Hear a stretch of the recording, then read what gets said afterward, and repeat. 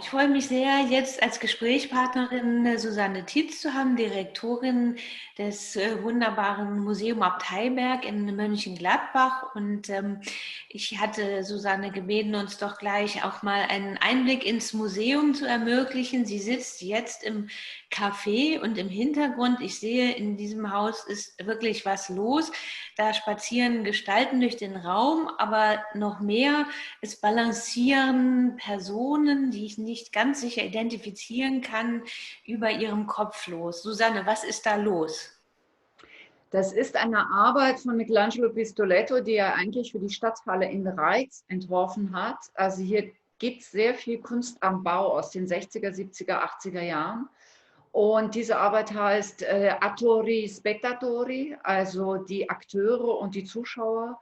Und da hat Veit Löers vor einigen Jahren bemerkt, dass diese wunderbare Arbeit, die im Treppenhaus der Stadthalle, also der Oper auch in Mönchengladbach hing, dass die jetzt doch sehr gelitten hat, weil die Menschen im Treppenhaus mit ihren Handtaschen oder auch mit den Fingern versuchten, da an diese Fotografie ranzukommen. Und sie sind restauriert worden, diese ganzen Spiegelplatten mit den Tänzern, mit den Zuschauern und einem kleinen Gitarristen, der noch nicht rein darf. Also das alles ist jetzt eine Arbeit, die dann doch unfreiwillig im Museum gelandet ist, obwohl sie ursprünglich für ja, einen öffentlichen Ort bestimmt war. Insofern jetzt zurückgehend auf den Titel, den du eben genannt hast, wiederhole ihn noch mal einmal gerade, ich bin nicht so gut im Italienischen.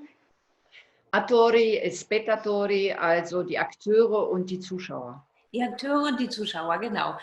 Womit wir beim Thema wären, denn gerade in diesen Zeiten geht es natürlich darum, wie das Verhältnis dieser beiden Gruppen im Kunstkontext, aber vor allen Dingen auch innerhalb der Museen neu definiert und neu gestaltet wird, wie man eine Veränderung in der Besucherorganisation auch als Herausforderung begreifen kann. Und du hast mir eben schon ein bisschen erzählt, wie sich das Museum jetzt nochmal ganz anders geöffnet hat und nochmal ganz anders ein Publikum gewonnen hat, das sich sehr dankbar zeigt. Ja, wir haben in der Sommerzeit erlebt, dass ja viele Veranstalter weder in den Clubs noch draußen im öffentlichen Raum auftreten konnten und haben bemerkt, dass unser Skulpturengarten dafür genial ist, weil er hat eine Mauer, er hat Tore und wir konnten also Konzerte, wir konnten Veranstaltungen dort realisieren und das war für die lokale Szene ein neuer Auftrittsort, der wie gerufen kam. Und drinnen auch spüren wir jetzt, seitdem wir am 7. Mai wieder eröffnet haben, dass das Publikum enorm glücklich darüber ist, wieder ins Museum zu können. Wir haben ein unheimlich sympathisches, engagiertes Publikum, Menschen, die sich auch freuen darüber, über Inhalte der Kunst zu sprechen und haben auch bei den Veranstaltungen, die wir da machen, also da gibt es einen Safer Space, da gibt es Diskussionen über die Frage auch der zivilen Rechte oder es gibt die Fragen der Klimapolitik gerade, weil unsere Ausstellungen irgendwo das alles herausfordern. Und wir merken, das Publikum ist extrem durchmischt. Und uns fehlen zwar all diejenigen, die sonst von Übersee gekommen sind, uns fehlen auch so manche Schulklassen, weil sie nicht kommen dürfen. Aber wir haben mit den Schulklassen, die kommen dürfen und auch mit den Leuten in der Stadt im Grunde was ganz Neues erfunden oder kreiert, nämlich dass man dann ein Media Lab macht, dass man sich digital auch damit beschäftigt, wie man eine Ausstellung bewirbt. Und die Jugendlichen zum Beispiel sind da hoch engagiert und es macht sehr großen Spaß eigentlich im Moment. Wir nutzen das Museum neu. Das ist doch in der Tat ein gutes nach vorne schauen aus der Krise und ihren Einschränkungen hinaus. Wie würdest du überhaupt die Rolle dieses Museums in der Mönchengladbach beschreiben im Reigen der der reichen Kunstregion Rheinland, die sich ja eben um Köln, um Art Cologne herum, die jedes Jahr wieder so ein Highlight, ein Leuchtturm markiert. Wie ergänzen sich diese Museen und wie fügt sich gerade deines ein mit der spezifischen Architektur, mit auch einem spezifischen urbanen Kontext, der vielleicht auch nicht immer der einfachste ist, um ihn zu aktivieren und zu nutzen. Wir wissen alle, es gibt einige Städte im Rheinland, die einfach früher stärker prosperiert haben als andere vielleicht. Wie hat sich die Rolle des Museums in der Stadt entwickelt mit seiner markanten Architektur und wie fügst du oder wie definierst du es im Reigen der reichen Kunsttradition des Rheinlands? Ich denke, dass wir extrem davon profitieren, dass die Geschichte dieses Museums so speziell ist. Das heißt, in Mönchengladbach ist man unter Umständen nicht unbedingt ein Fan von Gegenwartskunst, aber es gibt ein Bewusstsein dafür, dass es ein sehr, sehr spezielles Museum in dieser Stadt gibt, dass dieses Museum weltberühmt ist und dass es irgendwann einmal auch den Museumsboom ausgelöst hat. Diese Geschichte und zum Beispiel auch die Tatsache, dass Joseph Beuys hier seine erste große institutionelle Ausstellung noch im Alten Museum gehabt hat, das alles ist etwas, was das Kommunizieren einfacher macht. Es ist, wie du schon gesagt hast, nicht ganz einfach in dieser Stadt tatsächlich in einem Museum für Gegenwartskunst so zu arbeiten, wie in einer Stadt, die auch viel Kulturtourismus hat, weil wir ja dort keine Innenstadt haben oder weil wir hier auch ja in einer Situation sind, wo unter Umständen Menschen, die das Museum besuchen, auch wirklich nur nach Mönchengladbach kommen, um dieses Museum zu sehen. Wir haben, ich denke, jetzt in den letzten Jahren einiges dafür tun können, die sehr besondere Geschichte in Mönchengladbach nochmals in Erinnerung zu rufen. Das machen wir gemeinsam mit Künstlerinnen und Künstlern, mit dem Ausstellungsprogramm, wo sich unweigerlich diese Architektur oder auch die Vorgeschichte als besonders interessant gerade für die Gegenwart darstellen. Also wenn man zurückguckt auf die Gedanken, die Johannes Claders und Hans Hollein, den Museumsdirektor und den Architekten dieses Museums, in der Zeit um 1970 bewegt haben, dann kommt man auf das Bedürfnis, ein Museum völlig neu zu denken. Claders nannte es damals das Antimuseum. Und es ist ein architektonischer Entwurf hier entstanden, der sich auch sehr unterscheidet von den folgenden Museen. Also hier erlebt man vieles, was eigentlich noch aus den 1960er Jahren stammt, denn man erlebt hier, dass beispielsweise eine Malklasse mitten in den Schauräumen ist, dass dieses Haus auch ein öffentlicher Raum sein möchte, dass es mit der Stadt solch eine Beziehung aufnimmt, die eigentlich bedeutet, man hat so eine heterogene, spätmoderne, auch etwas in die Jahre gekommene Stadt und spielt mit dem Museum gar nicht Tempel, sondern mit dem Museum operiert man mitten in dieser Stadt. Man will mittendrin sein. All diese Bestandteile, die dazu führten, dieses Museum zu bauen, also inhaltliche Aspekte, die sind, ich glaube, bei der Eröffnung des Museums ab Theilberg dann in den Hintergrund getreten, weil es so glamourös war, weil ja dann auch wirklich eine große, große Aufmerksamkeit entstand. Und man hat ja auch Bilbao im Grunde hier entdeckt, beziehungsweise man hat gemerkt, man kann ein Kunstmuseum bauen für Gegenwartskunst mit ganz neuer Architektur und daraus macht man Kulturtourismus. Und Thomas Kranz und Frank Gehry sind hierher gekommen und dann wurde 15 Jahre später eben Bilbao eröffnet.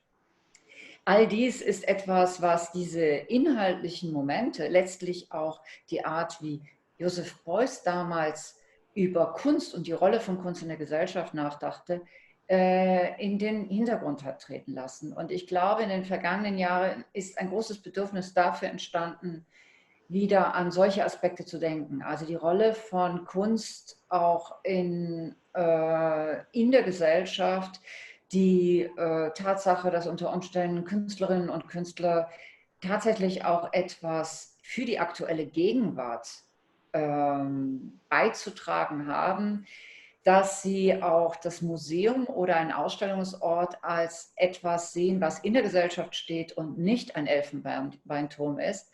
All diese Momente, die sind jetzt sehr akut und sehr aktuell geworden. Ich glaube, jetzt gerade im letzten halben Jahr ist das nochmals gravierender geworden. Und wir haben den Eindruck, wir arbeiten aus einem Konzept heraus, das Architektur und all diese Inhalte in sich trägt. Und wir sind jetzt bestens dafür ausgestattet, das gerade in der aktuellen Gegenwart auch zu durchleben. Also mit Künstlerinnen und Künstlern wie Hiva K. oder Andrea Bauers, sehr, sehr unterschiedlichen Positionen, aber immer wieder auch in diesem Museum auf sehr spezielle Art zu arbeiten. Beispielsweise auch mit Jutta Köter. Um die Jahreswende hatten wir eine große Malereiausstellung, die eigentlich sich mit der gesamten Malereigeschichte und Kunstgeschichte der vergangenen 40 Jahre im Rheinland verknüpfte. Mhm. Ja, vielen Dank über diesen kleinen Rückblick, der ja zugleich auch ein kleiner Ausblick ist.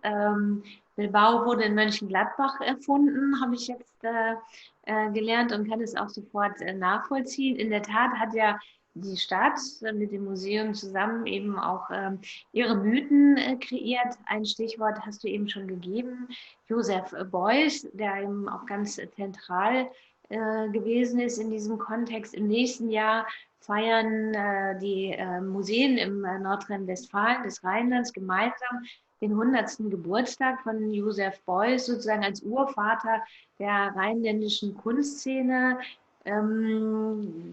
Kannst du uns ein bisschen kurz natürlich erzählen, wie das so war mit Joseph Beuys in Mönchengladbach? Da gibt es eine schöne Anekdote, die beschreibt, welche Beziehung er zu der Stadt hatte. Joseph Beuys wurde von Johannes Kladders eingeladen, die allererste Ausstellung dort im Alten Museum zu machen, als Johannes Kladders 1967 im Herbst hier seinen Direktorenjob antrat. Er kam ja aus Krefeld. Er war dort langjährig Assistent des legendären Paul Wember gewesen. Und ursprünglich wollte eigentlich Kladders die erste Ausstellung mit Andy Warhol machen. Aber Andy Warhol war gerade von Pontus Hultén in Stockholm dazu auserkoren, die erste große Ausstellung in Europa zu machen. Und da hat Kladders, wie er mir in späten Jahren auch noch sagte, entschieden, nee, die zweite Ausstellung dann zu machen, ist nicht gut, gerade für den Anfang. Und so hat er diesen eigentlich regionalen Künstler Joseph Beuys ausgewählt. Beuys als Professor in der Akademie in Düsseldorf, ja nun auch jemand, der jetzt lokal in der Kunstszene sehr verwurzelt war und auf der anderen Seite aber jemand, bei dem sich gerade andeutete, dass sein Kunstbegriff extrem viel weiter ging als ja, bis zur Form oder dem Inhalt von Objekten. Er hatte ja die Performances, die Aktionen in der Galerie Schmäler und anderswo bereits gemacht. Es gab die große Aktion 20. Juli 64 in Aachen. Und dann in Mönchengladbach hat er dann im Herbst 1967 eine Ausstellung gemacht. Da sagte er, es geht ums Abstellen, nicht ums Ausstellen. Und das Museum war in dieser Etage, die er belegte, im Grunde wie ein Depot. Es war wie eine eher kulturhistorische als künstlerische ja, Existenz von Objekten, deren Herkunft man eigentlich gar nicht richtig identifizieren konnte. Es war alles Mögliche, was eher aussah wie Relikt als wie Reliquie. Und aus dem ganzen Ensemble, das auf dem Boden lag, an die Wand gelehnt, überall eigentlich eher eben abgestellt als ausgestellt, aus dem ist ja dann der Block Beuys in Darmstadt geworden. Also das war eigentlich die Urkonstellation. Und wenn man jetzt in Darmstadt ja noch immer, glaube ich, sehr gegenwärtig sieht, wie Beuys damit gearbeitet hat, uns Kulturgeschichte zu vergegenwärtigen und nicht Kunst. Da spürt man, es ist damals eigentlich so ein völliges Neudenken auch des Museums für Gegenwartskunst gewesen, nämlich zu überlegen, was ist die Rolle eines Museums, was ist die Rolle von Kunst. Und interessant war auch damals ein ganz besonderer Aspekt dieses Eröffnungsabends. Er hat dann, Kladders hat eingeladen Monsignore Otto Mauer aus Wien, den Dompropst von St. Stephan, aber auch Galeristen der Gegenwartskunst, der ja auch Galerist von Joseph Beuys war. Und der hat eine 41-minütige Eröffnungsrede gehalten, diesem Publikum am Eröffnungsabend. Und da es ja ein katholischer Geistlicher war, wurde die Kritik in Mönchengladbach im Keim erstickt. Der Kulturdezernent hatte das Gefühl, am nächsten Tag wären nicht nur Kladders, sondern auch er geflogen, weil es halt eine sehr harte Ausstellung war. Also eine, in der man sich fragen konnte, was das denn alles bedeutet und was es soll. Und Kladders hat da sehr geschickt eben mit dem Dompropst aus Wien gearbeitet. Und dieser Dompropst, der sprach auch kaum über Beuys, der sprach über die Rolle der Kunst, über die Bedeutung der Kunst, die Geschichte der Kunst. Und es passte perfekt in diese Ausstellung hinein, weil man eben plötzlich an die große, große Kultur-Menschheitsgeschichte dachte und nicht an die Pop-Art oder an irgendetwas, was irre aktuell, aber vielleicht auch sehr modisch war. Mhm. Ja, da werden wir sicherlich im nächsten Jahr die Chance haben, diese verschiedensten Aspekte von Beuys ja, wieder neu zu entdecken zu können. Jetzt zum Schluss noch kurz ein Blick auf die kommende Ausstellung, weil du da auch der alten Tradition folgst, dass wenn die Art Cologne ist, quasi das ganze Rheinland sich von der besten Seite zeigt und Ausstellung und Ausstellungseröffnung macht. Du wirst eine machen in der Art Cologne Woche mit dem irakischen Künstler Hiva K., bekannt als einer der maßgeblichen Documenta-Künstler auch der letzten Jahre, eben auch jemand, der zwischen zwei Welten unterwegs ist. Vielleicht kannst du uns noch einen kleinen Ausblick geben auf diese Ausstellung, zu der dann natürlich alle, die die Art Cologne besuchen, auch herzlich eingeladen sind, um dann den Weg sich nach Mönchengladbach aufzumachen. Hiva K. wird in dieser Region zum ersten Mal, denke ich, präsent. Und er hat vor, hier in dieser Ausstellung sowohl eine ganz neue Arbeit vorzustellen, als auch einen Überblick zu geben über Objekte und auch Filme, die er in den vergangenen Jahren gemacht hat. Die Ausstellung hat den Titel All cities have destruction in common. Also allen Städten ist die Zerstörung gemein. Und diese Metapher vielleicht der Stadt, der Zerstörung der Stadt, ist eigentlich eine, die für ihn auch immer bedeutet, eine Zerstörung von Gesellschaft oder auch ein Risiko, das Gesellschaft hat. Und da ist der Nahe Osten der Ort, an dem er aufgewachsen ist und wo er auch immer sagt, es war immer die Politik der anderen von außen, die den Nahen Osten bestimmt hat, somit auch unser Schicksal, also unser Leben.